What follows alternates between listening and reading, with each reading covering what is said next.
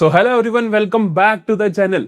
सो आज हम करने वाले हैं क्लास 11th अकाउंटेंसी का चैप्टर नंबर 3 का लास्ट पार्ट।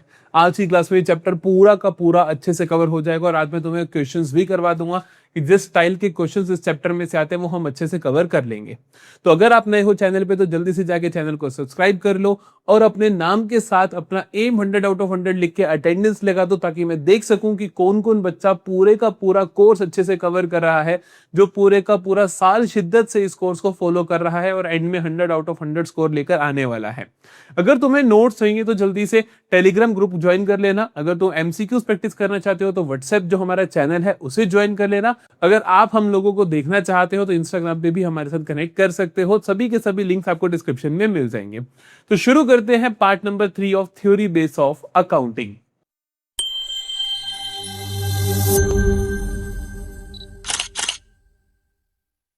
हमारे लास्ट के दो ही कॉन्सेप्ट बचे हैं, एक तो है रिवेन्यू रिकॉग्निशन कॉन्सेप्ट और एक है वेरिफिएबल ऑब्जेक्टिविटी प्रिंसिपल। पहले इन दोनों को खत्म करते हैं, फिर एक दो स्लाइड्स में कुछ और बातें करेंगे और फिर क्या कर देंगे, लास्ट के जितने भी क्वेश्चंस हैं वो सारे के सारे प्रैक्टिस करेंगे। तो देखो, रिवेन्यू रिकॉग्निशन कॉन्सेप्ट क्या कहता है। रिवेन्यू रिकॉग्निशन कॉन्सेप्ट जो बात हमें एक्रूअल प्रिंसिपल ने बोली थी वही बात ये भी बोलता है कि रिवेन्यूज को रिकॉग्नाइज कर लेना चाहिए जैसे ही आपने सेल्स कंप्लीट कर दी है, चाहे पैसा रिसीव हुआ है या नहीं हुआ उसका मैटर नहीं करता है।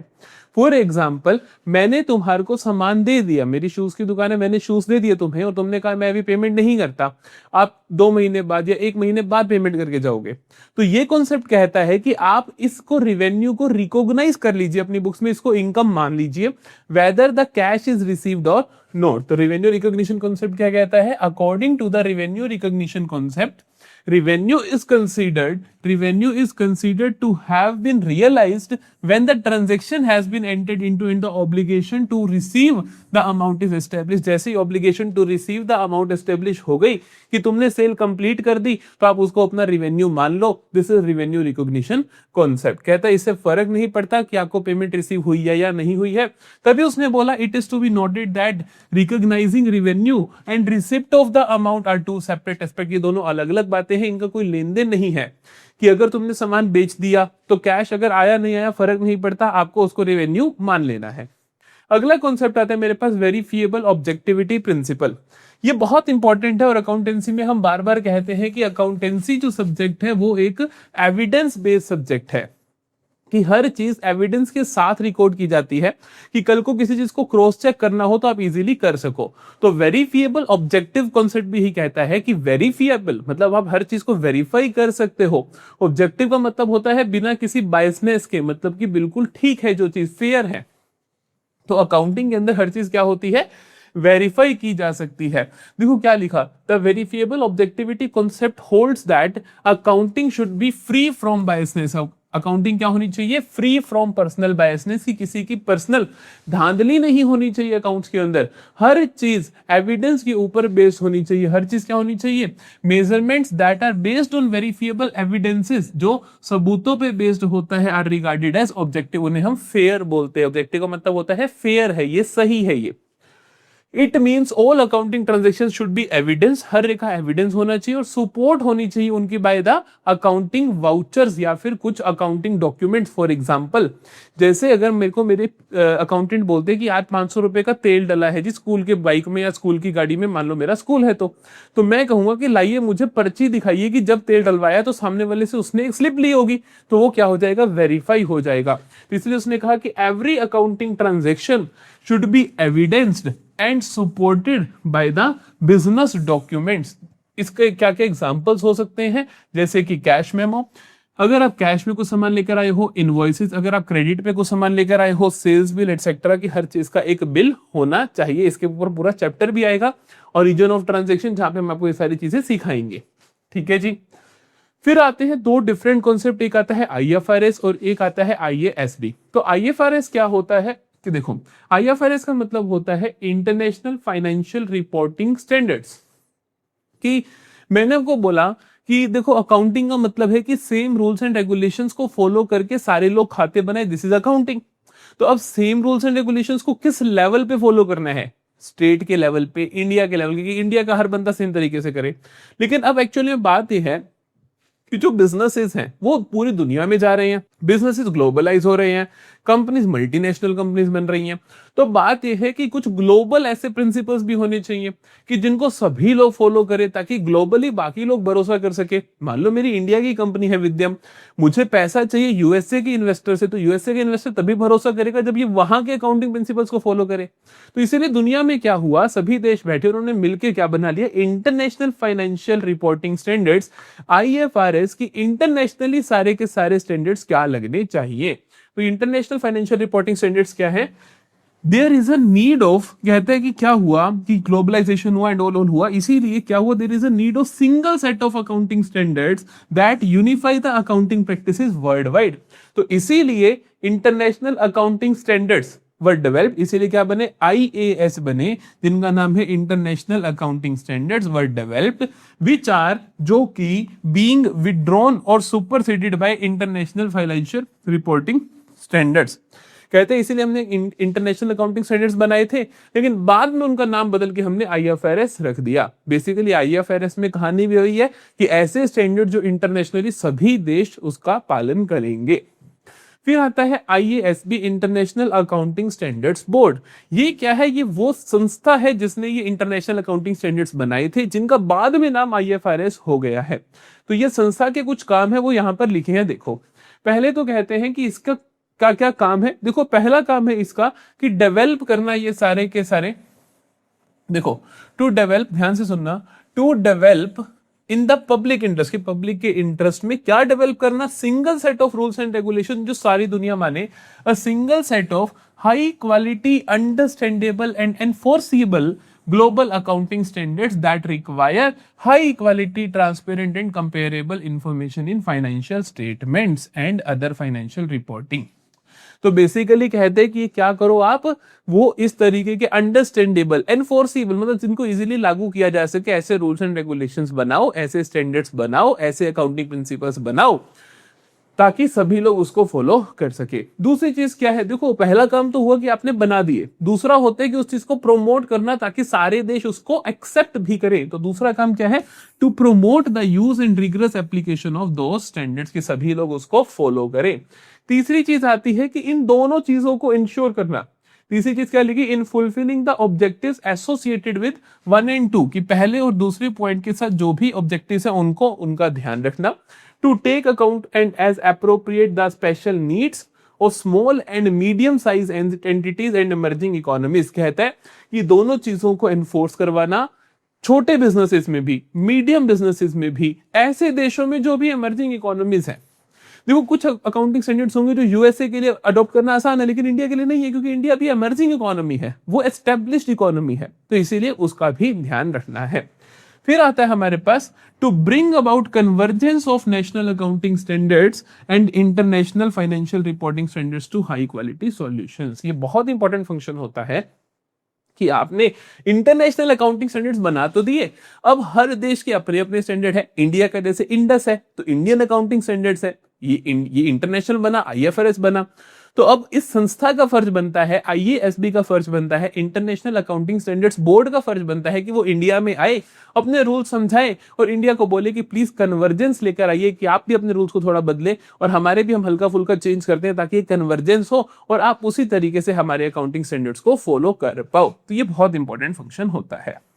ठीक है, चलो अब जल्दी से क्वेश्चंस करते हैं। कैसे क्वेश्चंस आते हैं, क्वेश्चन आपके पास आते हैं, स्टेटमेंट दी जाती है और बोला जाता है बताइए कौन सा अकाउंटिंग प्रिंसिपल या अकाउंटिंग कॉन्सेप्ट इसमें लागू हो रहा है। This is very very important part. ठीक है, ध्यान से देखते हैं, पहला क्वेश्चन देखते हैं बेटा। पहला क्वेश्चन क्या कहता है, कहते हैं production manager is interested in recording good industrial relations in the accounts. कहते हैं प्रोडक्शन मैनेजर कहता है कि मुझे क्या रिकॉर्ड करना है, कि मेरे गुड इंडस्ट्रियल रिलेशंस है उसे रिकॉर्ड करना है। क्या ये पॉसिबल है? तो हम कहेंगे नहीं है ये पॉसिबल, नॉट पॉसिबल। क्यों नहीं है बेटा ये पॉसिबल? गुड इंडस्ट्रियल रिलेशंस को आप क्यों नहीं रिकॉर्ड कर सकते हो? क्यों? क्योंकि मनी मेजरमेंट कॉन्सेप्ट आ जाएगा, और मनी मेजरमेंट कॉन्सेप्ट कहता है सिर्फ वो चीज जो पैसे के रूप में मापी जा सकती है उसे आप रिकॉर्ड कर सकते हो, अदरवाइज आप रिकॉर्ड नहीं कर सकते हो। तो हम कहेंगे नॉट पॉसिबल, क्योंकि मनी मेजरमेंट कॉन्सेप्ट बोलता है कॉन्सेप्ट बोलता है कि सिर्फ वो चीजें जिन्हें पैसे के रूप में मापा जा सकता है उन्हीं को रिकॉर्ड किया जा सकता है, अदरवाइज आप नहीं कर सकते हो। अगला देखो, long term success of company is doubtful due to market competition. कहते हैं लॉन्ग रन में हमारा बिजनेस सक्सेस होगा या नहीं होगा, this is doubtful due to market competition. तो इसका मतलब क्या है? इसका मतलब बिजनेस को बंद कर दें क्या? है ना, अगर मुझे लगता है यार कि पता नहीं 50 साल बाद मेरे बिजनेस का क्या होगा तो मैं बिजनेस बंद कर दूं क्या? नहीं। तो हम बिजनेस को मान के चलते हैं कि बिजनेस क्या है? एक गोइंग कंसर्न एंटिटी है। बिजनेस क्या है बेटा? गोइंग कंसर्न एंटिटी है, चलती ही रहेगी, चलती ही रहेगी। तो इतना ज्यादा सोचने की बात नहीं है। तो लॉन्ग टर्म सक्सेस का कोई तुक नहीं बनता यहाँ पे डिस्कस करने का।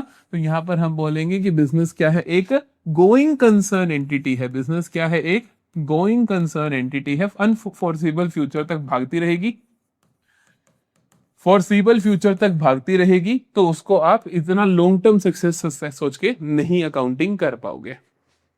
Although sales have not yet taken place, few reliable customers of the company have placed large orders from which huge profits is expected। कहता अभी तक सेल नहीं हुई है, लेकिन कुछ लोगों ने ऑर्डर कर दिया है, जुबानी ऑर्डर कर दिया है, जिसमें उन्होंने बहुत बड़े बड़े ऑर्डर दिए हैं, जिससे हमें बहुत ज्यादा प्रॉफिट्स एक्सपेक्टेड है। तो क्या हमें रिकॉर्ड करना चाहिए? क्या हमें ये प्रॉफिट मान के बिजनेस पे खर्चा करना शुरू कर देना चाहिए? तो हम कहेंगे नहीं करना चाहिए। हम कहेंगे नहीं, not recorded, do not record, do not record. क्यों? क्योंकि प्रूडेंस कॉन्सेप्ट या फिर कंजर्वेटिज्म प्रिंसिपल, क्या कहेंगे?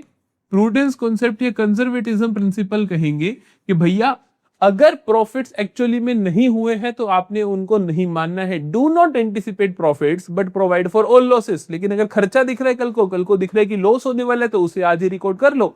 लेकिन अगर कल को प्रॉफिट दिख रहा है तो उसको आज आप रिकॉर्ड नहीं कर सकते हो। तो हम do not record prudence concept के हिसाब से इसको रिकॉर्ड नहीं करेंगे। अगली चीज, one of the shareholders of company has invested his savings in the share of the another company। हमारे कंपनी के एक शेयर होल्डर ने किसी और कंपनी के शेयर्स खरीद लिए। तो बताइए भैया, तो ये कौन सा कॉन्सेप्ट आएगा? तो यहां पे कॉन्सेप्ट आएगा कि जो हमारा शेयर होल्डर है, कंपनी और कंपनी का शेयर होल्डर, ये दोनों डिफरेंट अकाउंटिंग एंटिटीज हैं। कंपनी के खाते अलग बनते हैं, शेयर होल्डर के खाते अलग बनते हैं। तो शेयर होल्डर ने जो किया उससे कंपनी को कोई लेना देना नहीं है। तो हम क्या लिखेंगे? Company won't record, company won't record, company कुछ भी रिकॉर्ड नहीं करेगी। क्यों नहीं करेगी? क्यों नहीं करेगी बेटा? Because of business entity concept.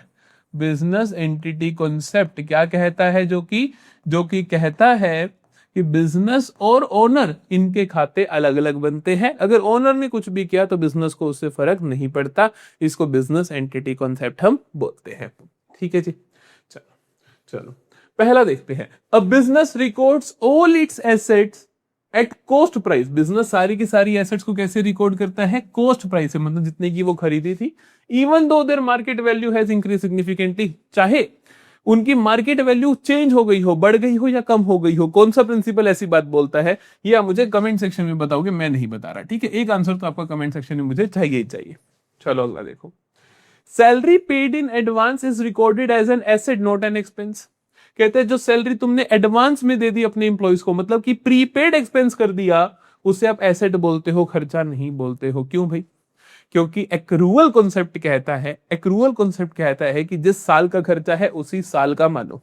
अगर आपने सैलरी अगले साल की इस साल पे करी है तो इस साल का खर्चा उसे आप नहीं मानोगे, इस साल आप उसे एसेट बोलोगे, उसे खर्चा आप अगले साल का ही मानोगे। तो ये किसने बोला बेटा? एक्रूअल कॉन्सेप्ट ने बोला। इसका आप मैचिंग प्रिंसिपल भी आंसर लिख सकते हो, तब भी कोई गलती नहीं है कि हम मैच करेंगे खर्चों को अगले साल के साथ।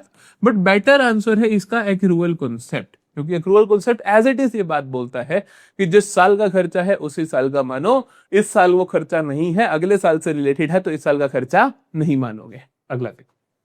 अ company uses the same method of depreciation every year. Company हर साल एक ही मेथड डेप्रिसिएशन का यूज करती है, बदलती ही नहीं है। ऐसा क्यों? क्योंकि कंसिस्टेंसी अजम्पशन ने बोला कि भैया अगर आपने एक मेथड फॉलो कर लिया तो आपको साल दर साल वही फॉलो करना है, चेंज नहीं करना है। अगला देखो। A company anticipates heavy losses next year due to competition and creates a provision in advance। कहते हैं कंपनी को लगता है कि अगले साल उसे कोई लॉस हो जाएगा, इसके लिए वो प्रोविजन बनाती है। Do not anticipate for profits but provide for all losses. कल को होने वाले लॉस के लिए अगर आप इसी साल प्रोवाइड कर रहे हो तो इसका मतलब ये कौन सा कॉन्सेप्ट है, ये प्रूडेंस कॉन्सेप्ट है। प्रूडेंस कॉन्सेप्ट है या कंजर्वेटिज्म प्रिंसिपल है, या कंजर्वेटिज्म प्रिंसिपल लग रहा है कि जो भी कल को लॉस होने वाले हैं उनके लिए हम आज ही प्रोवाइड करेंगे। लास्ट देखिए, an owner withdraws goods for personal use and it is recorded in the books. कहते हैं ओनर ने अपने पर्सनल यूज के लिए गुड्स निकाले और इसको बुक्स ऑफ अकाउंट मतलब कि बिजनेस इसको रिकॉर्ड कर रहा है। तो वो इसको क्यों रिकॉर्ड करेगा, क्योंकि बिजनेस और ओनर अलग अलग एंटिटीज हैं। अगर ओनर ने कुछ निकाला तो बिजनेस उसको लिखेगा कि ये निकाल के ले गया भाई, इससे पैसे लेने हैं, ये because of business entity concept, because of business entity concept इसको रिकॉर्ड हम करने वाले हैं। ठीक है, तो यहां पे होता है हमारा ये चैप्टर नंबर 3 भी फिनिश। अब मिलेंगे अगले चैप्टर में। आई ट्राई कि एक ही क्लास में वो चैप्टर अच्छे से कवर हो जाए, फिर हम अकाउंटिंग क्वेश्चन शुरू कर देंगे। तो चैनल को सब्सक्राइब जरूर कर लेना, हर जगह हमें फॉलो कर लेना, और नोट्स चाहिए तो टेलीग्राम ग्रुप पे आके ले लेना, और अच्छे से पढ़ाई करते रहो। मिलते हैं नेक्स्ट लेक्चर में, बाय बाय।